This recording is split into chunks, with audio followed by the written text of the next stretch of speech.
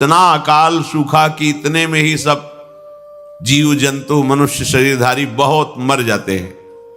भयंकर सूखा, गर्म वायु, तपती हुई, बचना मुश्किल है। उसी के घर्षण से दावानल, बड़े बड़े वनों में आग लग जाती है। पानी बूंद नहीं, न तालाब में, न कुआं में, न सरोवर में, न सरिता में, सब उष्ण ताप से सूख जाता है।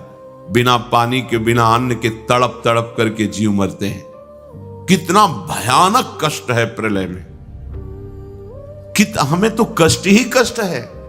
अगर मुक्त नहीं होते तो कष्ट ही, मरना कष्ट, जीना कष्ट, फिर जन्मना कष्ट, फिर रोग कष्ट, विषाद, हर्ष, शोक, भय, मान, अपमान, पूरा जीवन, पूरे जन्म के जन्म जब विचार करके देखो तो यहां कष्ट के सिवा कुछ हाथ नहीं लगता है।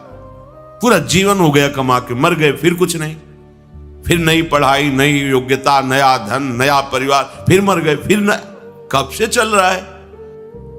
भगवत प्राप्ति अनिवार्य है। अगर ये सुनकर के तुम्हें भय नहीं लग रहा तो भगवान की माया ने विशेष जकड़ रखा है। कहां हम जाएं? एक ही जगह है, भगवान की शरण। हमारी कितनी दुर्गति है, हम सोच नहीं पा रहे। कब मर जाए कोई पता नहीं। कोई हमारा मित्र पता नहीं। हम जिसे मित्र समझते हैं वो धोखा दे रहा है, वो शत्रुता का कार्य कर रहा है। जिसे हम सगे संबंधी वो सब स्वार्थ में। कौन है मेरा, क्या है मेरा? विचार करोगे तो अभी भयभीत हो जाओगे।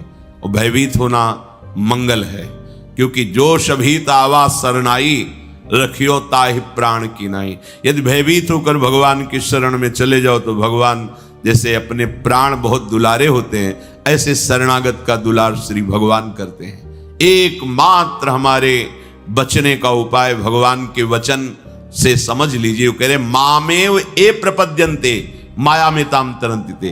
केवल मेरी शरण हो जाओगे तो मैं बचा लूंगा, नहीं तो इस भव समुद्र से बचना बहुत कठिन है। बड़ा दुखदाई है, अभी समझ में नहीं आ रहा, बड़ा दुखदाई है। कार में बैठे बैठे मुस्कुराते हुए पूरा परिवार जा रहा है, अंदर से पता नहीं क्या हुआ, कार में आग लग गई, सब भुन गए, पूरा परिवार। प्रतिपल भय, प्रतिपल दुख, प्रतिपल अशांति, मृत्यु हमारे सिर पर सवार रहेगी जब तक भगवान नहीं मिल जाते। यही अवसर है, मनुष्य जन्म में आप भगवान को प्राप्त कर सकते हो। इस छोटी सी आयु में, छोटे समय में, बिना प्रयत्न के भगवान की प्राप्ति आपको हो जाएगी यदि शरणागत हो जाओ, हृदय से शरणागत हो जाओ। अभी कलियुग का परिसमाप्ति हो चुका है। सारा विश्व में मानव सभ्यता के लिए बड़ा आपदा आ रहा है। कहीं जल प्रलय, कहीं भूकंप। तो यह भूकंप बढ़ता जाएगा, क्योंकि प्रभु पहले आप लोगों को सचेतन करते हैं। देश मानवों में भक्ति भाव समर्पण का जागृत हो जाए और मानव लोग ये भी समझ जाएं कि कलियुग अब नहीं रहने वाला है, अब सत्य युग आने वाला है।